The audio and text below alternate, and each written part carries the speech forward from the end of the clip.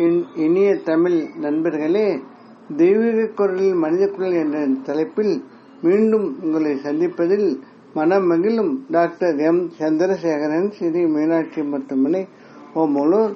இப்பகுதியில் நாம் திருவள்ளுவர் எழுதிய குரல்களுக்குண்டான சிறுகதைகளை பார்த்து வருகிறோம். குரலின் கருத்தையும் கதையும் இணைத்து ரசிக்க கேட்டுக்கொள்கிறேன். இக்கால மனித வாழ்வில் நடைபெறும் அன்றாட நிகழ்வுகளை இக்கதைகளின் பொருளாக கொடுத்துள்ளதால் திருவள்ளுவர் கருத்துக்கள் எக்காலம் பொருந்தும் என்பதை நாம் உணரலாம். தற்போது அவர் எழுதிய நிலையாமை அதிகாரத்தில் 2ஆம் குறள். இது எண்ணிக்கைப்படி 332ஆம் குறள்.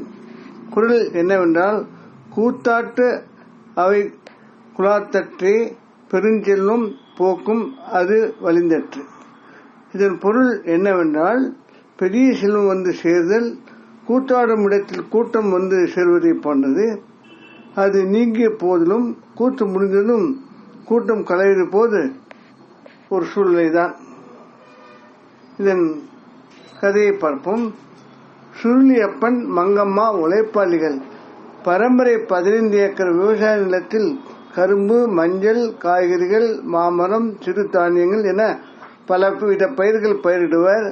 உழைப்புக்கு கூலி, முட்டுவலி செலவு யாவும் அதிகம்.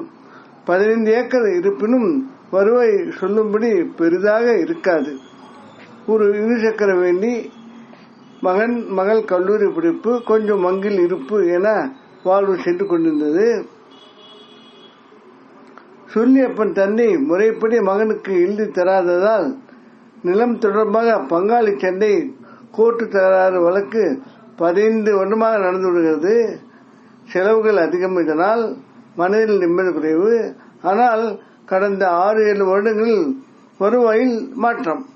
ஒரு வருடம் மஞ்சள் 10 ஏக்கர் பட நல்ல விலை, பல லட்சம் கிடைத்தது.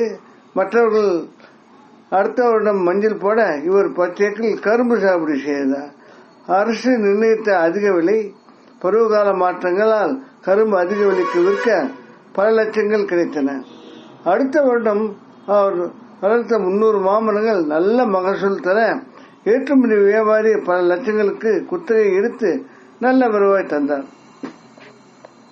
3 வருட வருவாயில் கார் வந்தது, நகைகள் வந்தன, மங்கள வாழ்வு வந்தது. லேட்டஸ்ட் பைக் என ஆடம்பர வாழ்வினை சுருளியப்பன் குடும்பம் அனுபவித்தது. உறவு நண்பர்கள் உதவி கேட்டு வந்தபோது அதிக வட்டிக்கு பணம் தந்தனர். சுற்றுலாக்கள் சென்றனர். நண்பர் ஒருவர் அறிவுரைப்படி ஷேர் மார்க்கெட்டில் லட்சக்கணக்கில் பணம் போட்டனர். கூலி ஆட்கள் அதிகம் வைத்து வேலை வாங்கினார். பக்கத்து நகரத்தில் ஒரு மினி சூப்பர் மார்க்கெட் வைத்து உறவு ஒருவரை மேற்பார்வை பார்க்க சொன்னார்.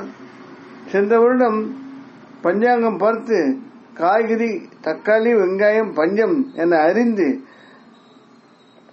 5 என்ற ஏக்கர் கணக்கில் 3ஐயும் பயிரிட்டார். 20 ரூபா பொருள் 200-250 ரூபா என ஏற பல லட்சங்கள் வருமானம் பார்த்தார். அடுத்தடுத்து வந்த வருவாயில் மனம் மகிழ்ந்து வங்கிக் கடன் உதவியுடன் நகரத்தில் காம்ப்ளெக்ஸ் கட்ட ஆரம்பித்தார்.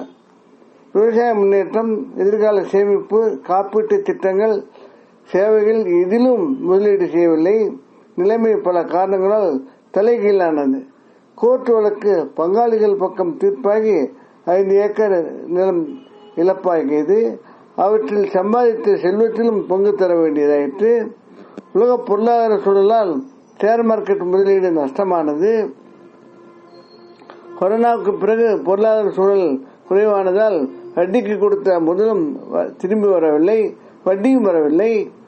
பட்டக்காலிலே படும் என்பதாக நகரத்து மினி சூப்பர் மார்க்கெட் பார்த்து கொண்டவர் செய்த மோசடியால் அது நஷ்டம், அது மூடப்பட்டது.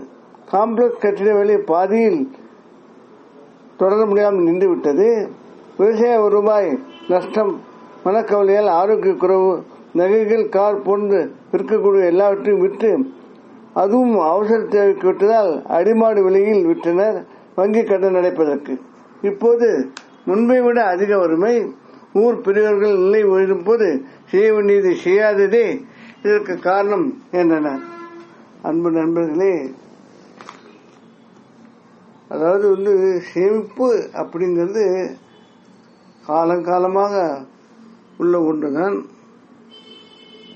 அதில் ஒன்று என்னன்னா, நாம்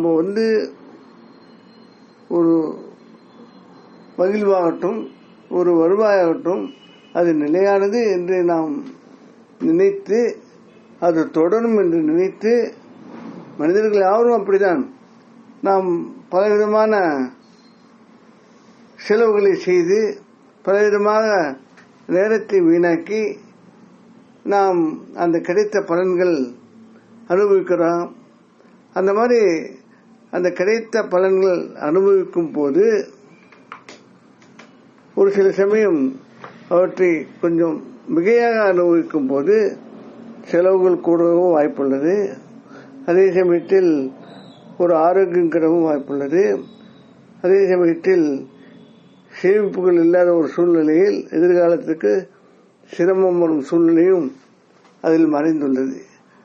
ஆனால் நிறைய ஒரு செயல்பாடுகள் பார்க்கும்போது, அதுவும் தற்போதுள்ள ஒரு அதாவது பணப்புழக்க சூழ்நிலையில் வங்கிகள் எந்த ஒரு தொழிலுக்காகட்டும் நன்றாக ஒரு கடன் ஏற்பாடுகள் கொடுத்து தொழிலை வளர்த்து மக்கள் முன்னேற உதவிகள் செய்கிறது. அந்த மாதிரி சூழ்நிலையில் மக்களில் பலர் அவற்றை வாங்கி அவற்றை உபயோகப்படுத்தி முன்னுக்கு வர பார்க்கிறார்கள். அதில் முன்னுக்கு வந்தவர்கள் இருப்பார்கள். ஆனால் பெரியவர்கள் அந்த காலத்தில் சொல்றது, அதாவது வருவாய் நிலையற்றது, மகிழ்வு நிலையற்றது, அவை வரும்போது அவற்றை நாம் சேமித்து வைத்துக் கொள்ள வேண்டும். சேமித்து வைத்தால் பிற்காலத்தில் பல பிரச்சனைகள் வரும்போது, சிரமங்கள் வரும்போது, இழப்புகள் வரும்போது அது உதவும் என்று ஒரு சொன்னதுதான். அதை புரிந்து கொள்ளும் சூழ்நிலைகள் தற்போது கொஞ்சம் குறைவு என்றுதான் நாம் சொல்லலாம். அதனை நாம் வள்ளுவர் இந்த குரலின் மூலம் கூறுவதை நன்கு சிந்தித்து பார்த்து அதை கடைபிடிக்க வேண்டும். இத்துடன் கதை முடிகிறது. வேறொரு குரலுடன் அதன் கதையுடன் பொருளுடன் கருத்துடன் மீண்டும் உங்களை சந்திக்க விரும்பும் டாக்டர் எம் சந்திரசேகரன், ஸ்ரீ மீனாட்சி மருத்துவமனை, ஓமலூர். இக்கதையில் வரும் கருத்துக்கள், பொருள், படங்கள் ஆவும் கற்பனையானவை. அவை யாரையும் எதையும் குறிப்பிடுவதல்ல. அவை கதையை சொல்ல வந்தவை. இக்கதையில் பதிக்கப்பட்ட படங்கள் வலைதளத்தில் எடுக்கப்பட்டது. அவற்றை பதித்தவர்கள் எங்களுக்கு மனமார்ந்த நன்றி.